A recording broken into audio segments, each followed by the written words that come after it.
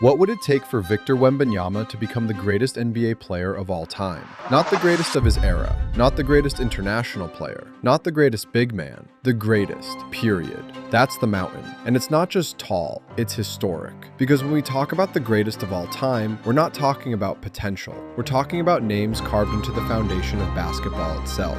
We're talking about Michael Jordan, LeBron James, Kareem Abdul-Jabbar, Bill Russell, Magic, Bird. Players whose careers didn't just dominate seasons, they defined generations. So if Victor Wembanyama is going to climb past all of them, what does it actually take? Is off. Wembanyama goes right by Durant. Oh! With the left hand! The GOAT conversation starts with individual control over the league. Jordan had a stretch where he felt inevitable. LeBron controlled the finals for nearly a decade straight. Kareem dominated across 2 decades with 6 MVPs. To enter that airspace, Wembanyama would need a run where the league clearly belongs to him. That means multiple MVP awards. Not 1, not 2, probably 3, maybe 4. Historically, that's the threshold. If Wemby never wins MVP, the debate ends early. If he wins 1, he's elite. If he wins 3 or more, now we're talking about historical control. But MVPs alone aren't enough. Championships matter. They always matter. Jordan's 6, Kareem's 6, LeBron's 4, Magic's 5, even Bill Russell's 11. Fair or not, greatness in basketball has always been tied to winning at the highest level. If Wembanyama wants to be in that tier, he likely needs multiple championships, and not as a secondary star, as the clear engine, as the best player in the finals. That probably means at least 4 titles, maybe 5, with multiple finals MVPs attached. Because rings aren't counted quietly in this debate, they're weighed heavily. But here's where it gets interesting. Wembanyama's path to greatness doesn't look like anyone else's.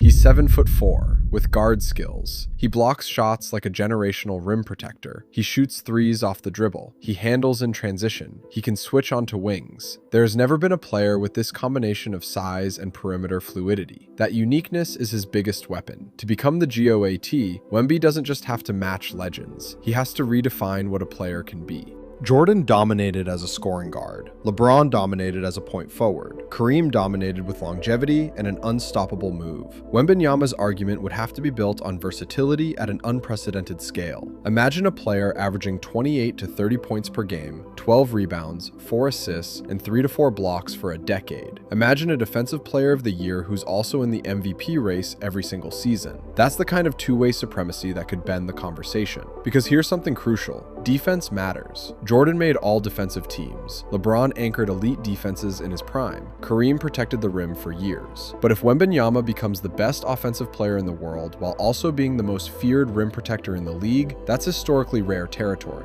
Only a handful of players have truly dominated both ends at once. Hakeem Olajuwon did. Giannis has had stretches. Tim Duncan did quietly. But if Wemby becomes the league's best scorer and its best defender simultaneously, that's a different level of argument. Longevity is the next pillar. The GOAT debate isn't won in 5 years. It's won over 15 to 20. LeBron's greatest advantage in the debate is time. 20 plus years of elite production. Kareem played 20 seasons. Jordan dominated across 2 separate three-peats. For Wembanyama, durability will be everything. At his height, the risk factor is real. History hasn't been kind to 7'4" athletes, so to even enter the conversation, he has to defy the physical precedent. He has to stay healthy. He has to evolve. He has to avoid becoming a what if.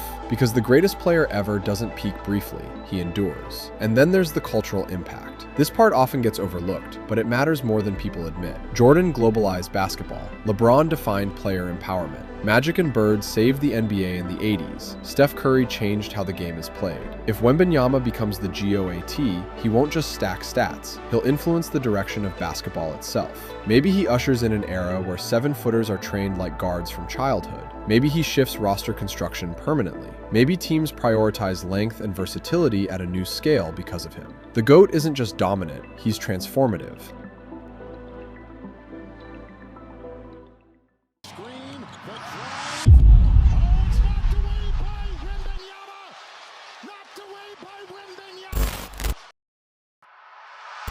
With that magnificent touch and get it off the glass. Lively denied emphatically by Wembanyama. It's like playing against your dad in the driveway when you're 8 years old. What do you do? Wemby 3. You bet! That one might wake him up.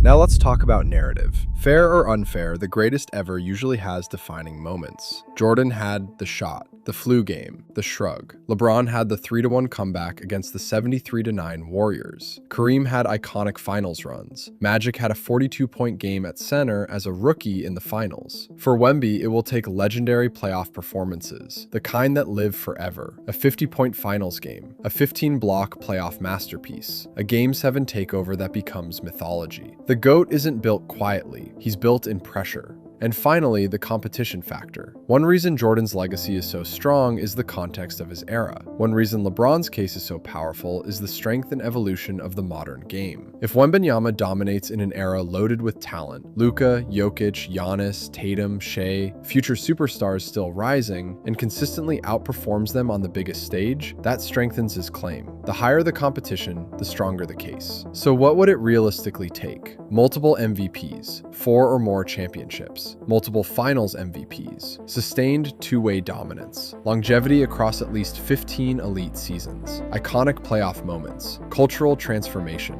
and a statistical profile that feels unfair compared to everyone else. That's the bar. It's not impossible, but it's almost inhuman. And here's the truth. The fact that we're even asking this question this early says everything about how rare Victor Wembanyama already is. Most rookies fight for all-star appearances. Most young stars aim for superstardom. Wembanyama's ceiling isn't just best in the league, it's best ever. But ceilings don't matter without execution. The greatest player of all time isn't crowned by potential. He's crowned by accumulation, by hardware, by dominance, by moments. So can Victor Wembanyama get there? Physically, he's unlike anyone we've seen. Skill-wise, he's evolving faster than expected. Mentally, he appears disciplined and composed beyond his years. The path exists, but it's narrow, brutally narrow. To become the greatest NBA player of all time, Wembanyama can't just be amazing. He has to be inevitable. And if one day we look back and see a decade where every championship conversation started with his name, if we see MVP trophies stacking, if we see defenders helpless against a 7'4" shot creator who also erases everything at the rim, if we see kids growing up trying to model their game after a player who shouldn't logically exist, then maybe, just maybe, we'll say we witnessed something bigger than hype. We'll say we watched the greatest player basketball has ever seen. But until then, the mountain remains, and Victor Wembanyama is only at the base.